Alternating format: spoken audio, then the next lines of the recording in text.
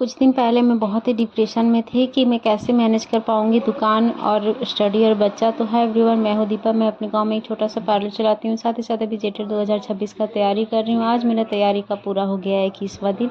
घर का सारा काम कंप्लीट करने के बाद लगभग मैं 8 बजे बैठ जाती हूँ पढ़ने के लिए। और आज मैं खोटा का स्टडी कर रही हूँ। खोटा का मेरे पास बुक है, टोटल खोटा, जो शिवांगन पब्लिकेशन का है। आप इसको जो है वो ले सकते हैं। अगर झारखंड का किसी भी लेवल का आप तैयारी कर रहे हैं, खोटा अगर आपके पेपर में है तो आप इस बुक को ले सकते हैं।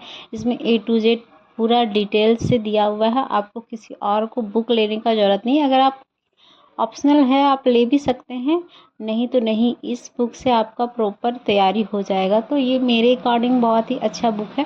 बाकी आप अपने अनुसार से आप खरीद भी सकते हैं अगर आपको समझ में नहीं आएगा तो मैं स्टडी कर ही रही थी, मेरी बेटी आ गई। और बेटी आ गई तो आप जानते ही हैं, छोटे बच्चे जो है वो स्टडी करने नहीं देते।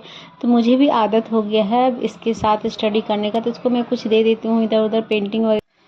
तो मैं और मेरी बेटी दोनों साथ में पढ़ाई कर रहे हैं आज सुबह में। उसके बाद घर का सारा काम कंप्लीट करने के बाद लगभग 11 साढ़े 11 बज जाता है मुझे रोज़ दुकान जाने में, क्योंकि जब तक मैं इसको सुलाती नहीं हूँ तब तक मुझे दुकान नहीं जाने मिलता है।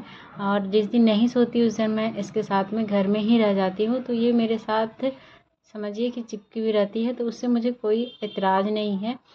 मुझे कभी कभी इस चीज़ का दुख होता है कि मैं बहुत कम टाइम देती हूँ अपनी बेटी को, लेकिन फिर भी सब कुछ को साथ में लेके चलना है। तो किसी एक को आप ज़्यादा अगर टाइम दीजिएगा तो नहीं मैनेज हो पाएगा। तो सारा घर काम कंप्लीट करने के बाद मैं आ जाती हूँ दुकान, और दुकान में खोटा क्लास में करती हूँ और साथ ही साथ सिलाई भी कर रही हूँ, आप देख सकते हैं। क्योंकि खोटा का कोई वैसा क्लास नहीं था जिसको मैं नोट कर सकूँ।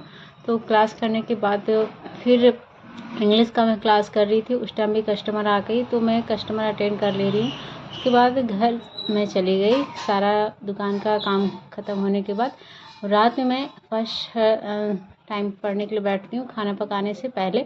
लगभग 8:30 बजे तक मैं खाना बनाने के बाद लगभग 8:30 बजे मैं स्टडी करने की बैठ जाती हूँ। उसके बाद फिर से दूसरा स्लॉट में लगभग मैं 9:45 बजे बैठती हूँ पढ़ने के लिए। और जो मैं दिन में स्टडी की थी उसी को मैं रिवीजन कर ले रही हूँ, क्योंकि अगर आप रात में शाम में अगर आप रिवीजन कर लेते हैं तो वो आपके माइंड में अच्छे से नोट हो जाता है। तो आज दिन भर का मतलब यही स्टडी हो पाया है कि, और आज मैं पूरा बुक को अच्छे से पढ़ रही हूँ, क्योंकि मैं इससे पहले पूरा बुक को मैं नहीं देखी थी, नहीं चेक की थी कहाँ क्या डाला हुआ है। तो मैं पूरा बुक को आज रात में देख ले रही हूँ। उसके बाद नेक्स्ट टाइम से जब भी मैं स्टडी करूँगी तो उसके अनुसार से सिलेबस तैयार रहेगा। तो मेरी बेटी उठ गई है तो अब सोने का टाइम हो गया। तो आज का दिन ऐसा ही रहा। तो मिलते हैं आप लोग से नेक्स्ट वीडियो में।